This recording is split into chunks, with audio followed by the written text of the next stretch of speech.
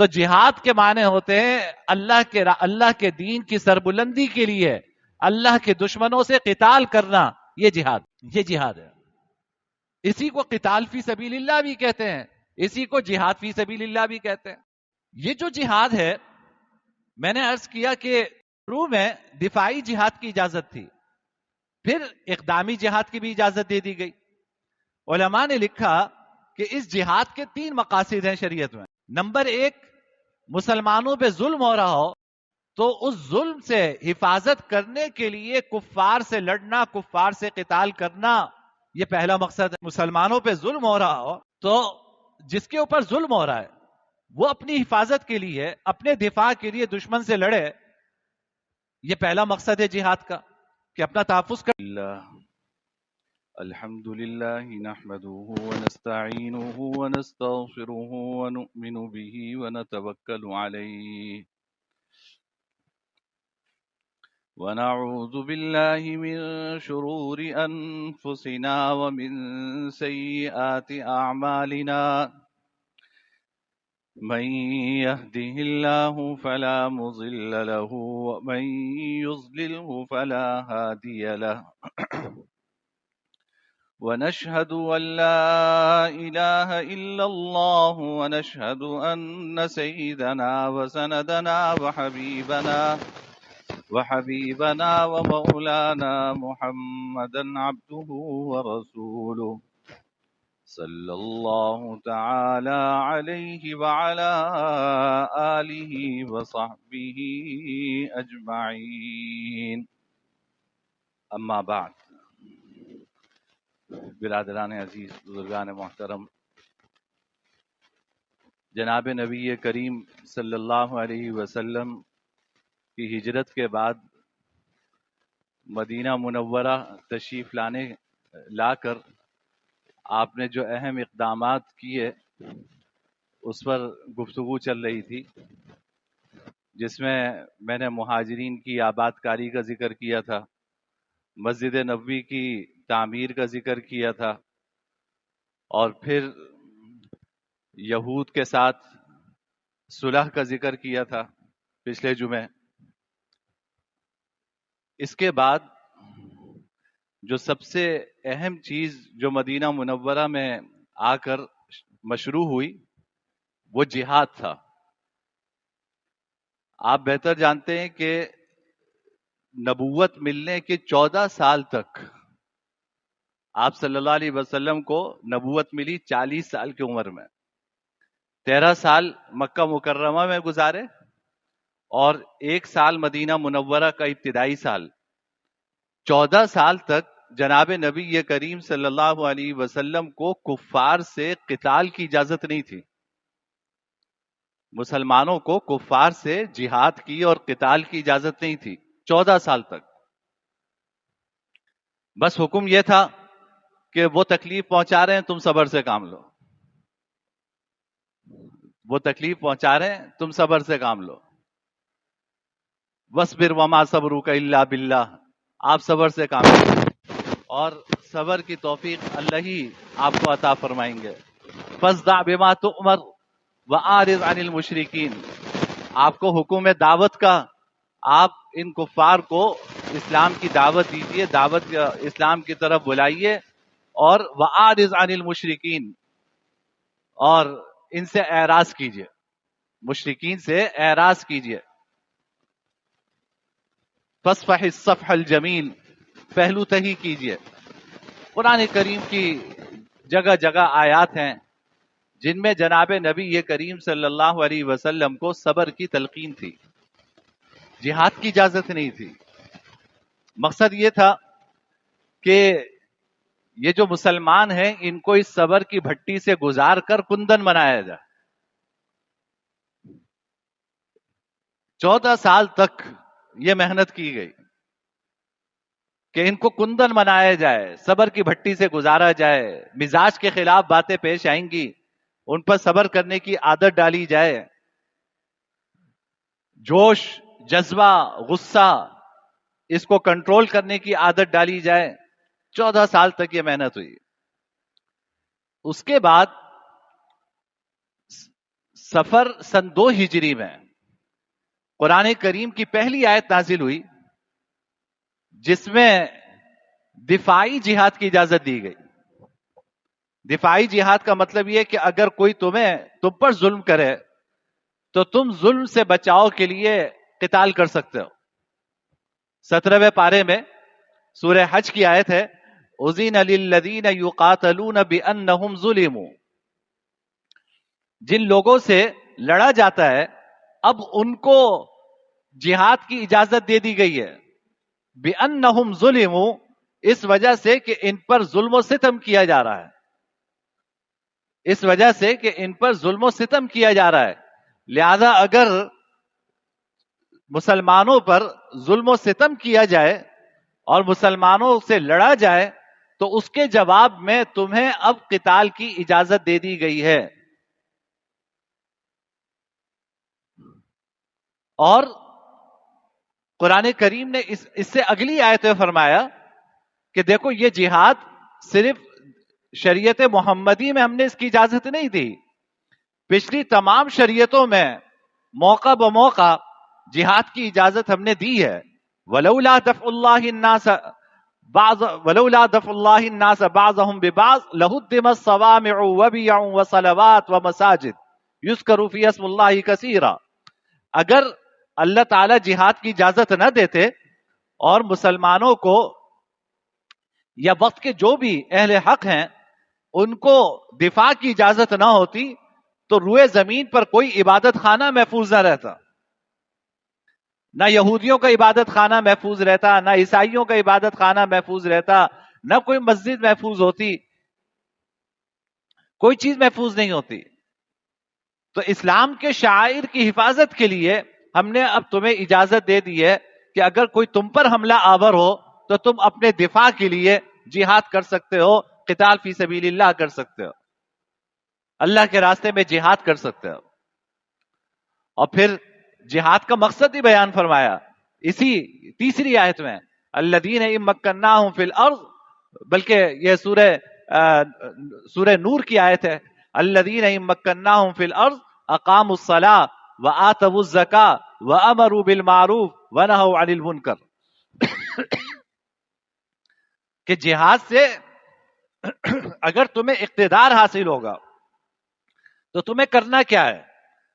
فرمایا کہ الذین ان مکناہم، یہ وہ لوگ ہیں کہ جب ہم انہیں قدرت عطا کریں گے، اقاموا الصلاۃ، یہ زمین پر اقامت صلاۃ کا نظام قائم کریں گے، وآتوا الزکاۃ، زکوٰۃ کا انتظام قائم کریں گے، وامروا بالمعروف، اچھی باتوں کا حکم دیں گے، ونہوا عن المنکر، اور برائیوں سے روکیں گے، یعنی اللہ کا نظام، اللہ کا دین اللہ کی زمین پر قائم کریں گے. اللہ کا دین اللہ کی زمین پہ قائم کریں گے. جہاد کا مقصد اپنی سرحدوں کو وسعت دینا نہیں ہے، جہاد کا مقصد مال و دولت جمع کرنا نہیں ہے، جہاد کا مقصد اللہ کے دین کو اللہ کی زمین پر نافذ کرنا ہے. تو پہلی آیت یہ نازل ہوئی سن 2 ہجری میں، سفر سن 2 ہجری میں. اس میں دفاعی جہاد کی اجازت دی گئی کہ اگر کوئی تم پر حملہ آور ہو تو پھر تم اس کا مقابلہ کر سکتے ہو. پھر اس کے بعد تدریجاً آگے بڑھ کر کفار پر حملہ کرنے کی بھی اجازت دے دی گئی. تیسرے مرحلے میں پہلا مرحلہ تھا صبر کا، 14 سال صبر کا حکم تھا، جواب نہیں دینا ہے.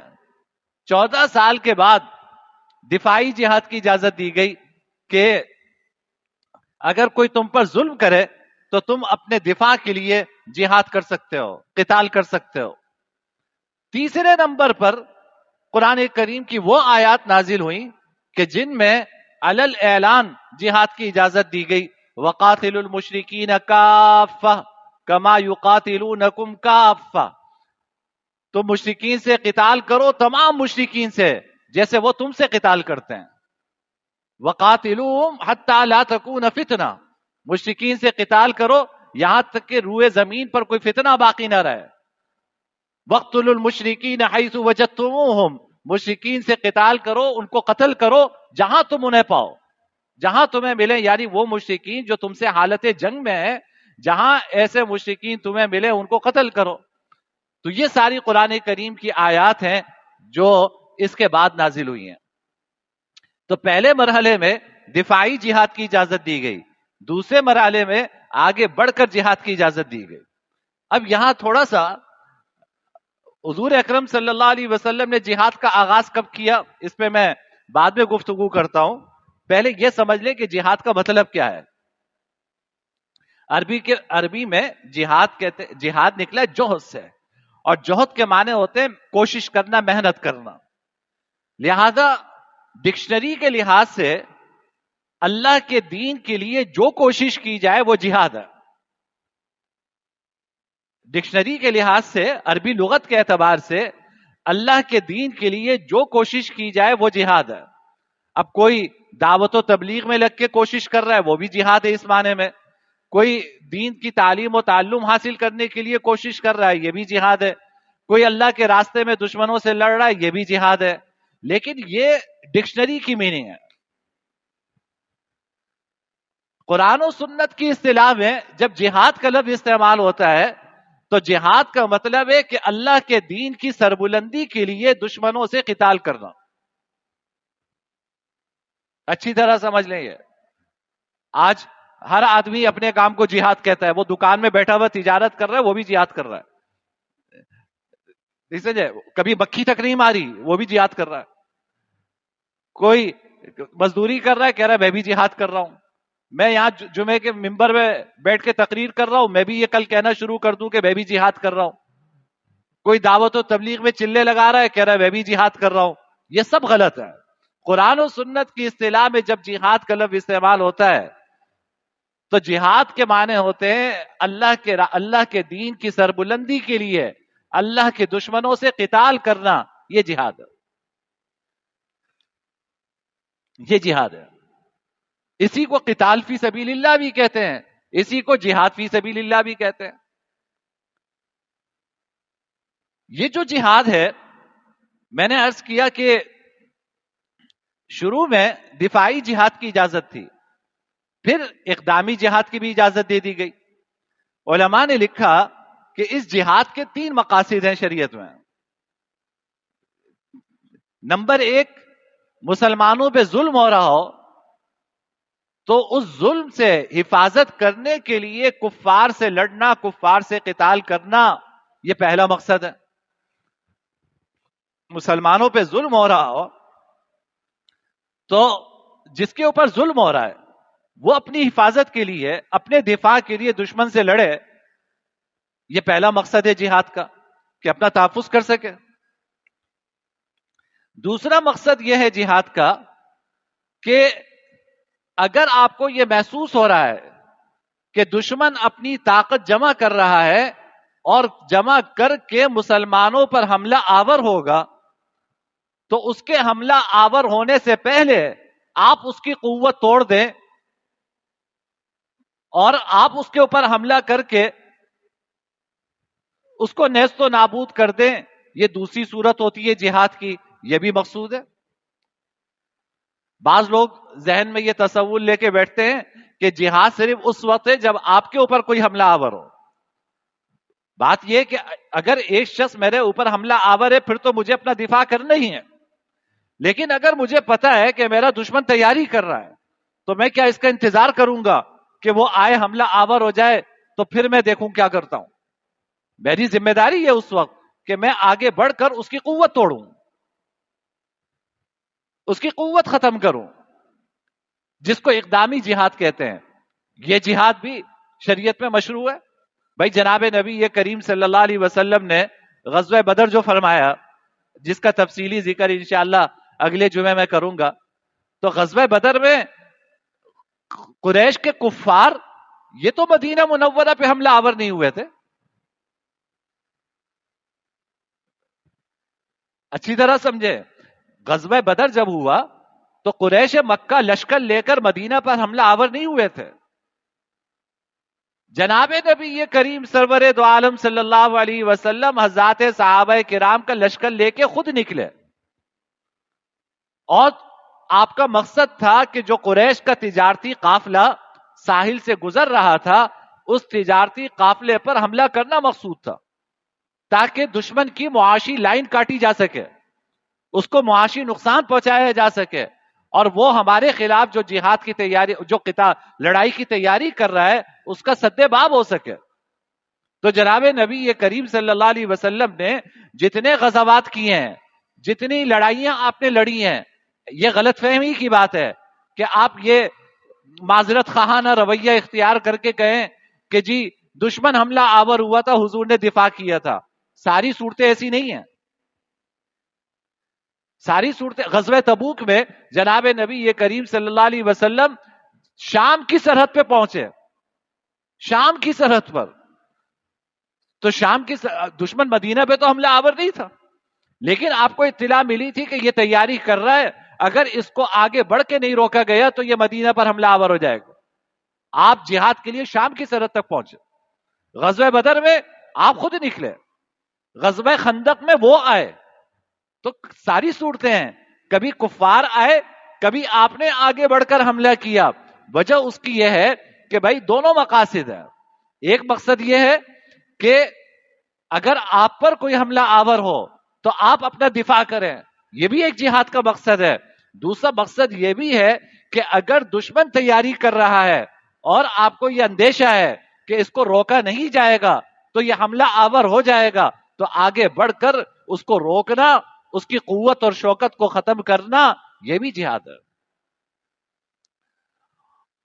اور تیسرا مقصد قرآن کریم میں بیان کیا گیا کہ جہاد کا تیسرا مقصد یہ ہے کہ اگر کفار کے کسی علاقے میں مسلمانوں پہ ظلم ہو رہا ہو تو پوری امت کی اجتماعی ذمہ داری ہے کہ وہ ظلم و ستم سے ان مسلمانوں کو بچانے کا اقدام کریں. وَمَا لَكُمْ لَا تُقَاتِلُونَ فِي سَبِيلِ اللَّهِ وَالْمُسْتَضْعَفِينَ مِنَ الرِّجَالِ وَالنِّسَاءِ وَالْوِلْدَانِ يَقُولُونَ رَبَّنَا اخْرِجْنَا مِنْ هَذِهِ الْقَرْيَةِ الظَّالِمِ أَهْلُهَا. تمہیں کیا ہو گیا ہے کہ تم قتال نہیں کرتے؟ کمزور مسلمان کفار کے نرغے میں پھنس کر یہ دعا کر رہے ہیں کہ اخرجنا من هذه القرية الظالم اهلها, اے اللہ ہمیں اس ظالم بستی سے نکال دے, اور تم لڑتے نہیں ہو, تم قتال نہیں کرتے. تو اگر کفار کے کسی علاقے میں مسلمانوں پہ ظلم ہو رہا ہو تو پوری امت کی اجتماعی ذمہ داری ہے کہ ان کو ظلم و ستم سے نکالنے کی کوشش کریں. یہ تیسرا مقصد ہے جہاد کا. اب جب آپ دشمن پر حملہ آور ہوتے ہیں تو ضروری نہیں ہے کہ ہمیشہ قتال ہی کرنا پڑے, ہمیشہ گردنی ہی اڑانی پڑے, بلکہ دشمن کی قوت اور دشمن کی شوکت, دشمن کا دبدبا, یہ توڑنا مقصود ہے.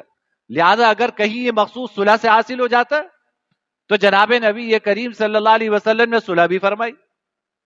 کہیں پہ یہ مقصود جزیے سے حاصل ہوتا ہے تو ایسے بھی معاہدے فرمائے کہ آپ نے ٹیکس لیا کفار سے اور ان سے کہا کہ ٹھیک ہے تم پر امن شہری بن کے ہمارے علاقے میں رہو, ہم تمہاری حفاظت کریں گے.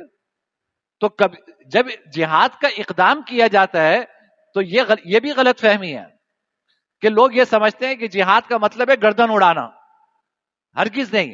جہاد کا مقصد ہے اسلام کو سربلند کرنا, دشمن کی قوت کو توڑنا. اب اسلام کی سربلندی اور دشمن کی قوت کو توڑنا یہ کبھی صلح سے حاصل ہو جاتا ہے, کبھی یہ جزیے سے حاصل ہو جاتا ہے, کبھی اس کے لیے آپ کو گردن بھی اڑانی پڑتی ہے. یہ سارے کام ہوتے ہیں. جناب نبی یہ کریم صلی اللہ علیہ وسلم نے غزوہ بدر میں صلح سے کام نہیں ہوا, جزیے سے کام نہیں ہوا, آپ نے گردنیں اڑائی. صلح حدیبیہ کے موقع پہ آپ نے صلح فرمائی. صلح حدیبیہ کے موقع پر آپ نے قریش مکہ سے صلح فرمائی. تو آپ نے صلح بھی فرمائی ہے, آپ نے جزیہ بھی لیا ہے. خیبر کے یہودی جناب نبی یہ کریم صلی اللہ علیہ وسلم نے جب خیبر فتح کیا تو آپ چاہتے تھے کہ ان یہودیوں کو یہاں سے بھی باہر نکالیں. تو ان یہودیوں نے آپ سے صلح کر لی. انہوں نے کہا کہ ہم یہاں پہ, آپ ہمیں ہماری زمین سے باہر نہ نکالیں, ہم یہاں پر اپنی کھیتی باڑی جیسے کرتے ہیں کریں گے. ہماری جو فصل ہوگی کھجور کی, آدھی فصل ہم آپ کو دیں گے، آدھی اپنے پاس رکھیں گے. جناب نبی یہ کریم صلی اللہ علیہ وسلم نے اس پہ صلح فرما لی کہ بھائی قوت ختم ہو گئی، آپ کے تابع بن کر ٹیکس دینے کو تیار ہیں، صلح کرنے پہ تیار ہیں، تو ٹھیک ہے، رہو، امن کے ساتھ رہو. تو یہ جو ایک تصور پیش کیا جاتا ہے جب جہاد کا نام آتا ہے نا، تو جہاد کا نام سن کے لوگ یہ سمجھتے ہیں کہ اسلام ایک خونخوار مذہب ہے، یہاں کلمہ پڑھو یا گردن اڑے گی تمہاری. ایسا کچھ نہیں ہے. جہاد کا مقصد گردن اڑانا نہیں ہے. میں نے عرض کیا کہ جہاد کا مقصد یہ ہے کہ اللہ کا دین سربلند ہو اور کفار کی جو قوت ہے، ان کا جو رعب ہے اور دبدبہ ہے، جو شوکت ہے، وہ ختم ہو، تاکہ مستقبل میں وہ مسلمانوں کو نقصان نہ پہنچا سکے. آپ یہ ساری تدبیریں کر کے صلح کر کے رہیں، آپ کو کوئی نہیں کہتا کہ آپ کسی کی گردن اڑائیں، کسی کو نقصان پہنچائیں. تو خلاصہ یہ ہے آج کی گفتگو کا کہ سن 2 ہجری سفر پہلی مرتبہ جہاد کی اجازت دی گئی مسلمانوں کو. 14 سال تک صبر کا حکم تھا کہ وہ تمہیں اذیت پہنچا رہے ہیں، تمہیں تکلیف پہنچا رہے ہیں، تم صبر سے کام لو، اقدام نہ کرو. پھر سورہ حج کی آیت نازل ہوئی، اذن للذین یقاتلون بانہم ظلموا، کہ جن لوگوں پہ ظلم ہو رہا ہے وہ اپنے دفاع کے لیے اگر لڑائی کرنا چاہیں تو ان کو اس کی اجازت دی جاتی ہے. پھر اگلا مرحلہ یہ آیا کہ آگے بڑھ کر بھی تمہیں لڑنے کی اجازت ہے، وقاتلوا المشرکین کافہ کما یقاتلونکم کافہ، مشرکین سے قتال کرو جیسے وہ تم سے قتال کرتے ہیں. وقتلوہم حیث وجدتموہم، جو حالت جنگ میں تمہارا دشمن ہے اس کو قتل کرو جہاں تم اس کو پاؤ. یہ تیسرے مرحلے پہ یہ حکم نازل ہوا.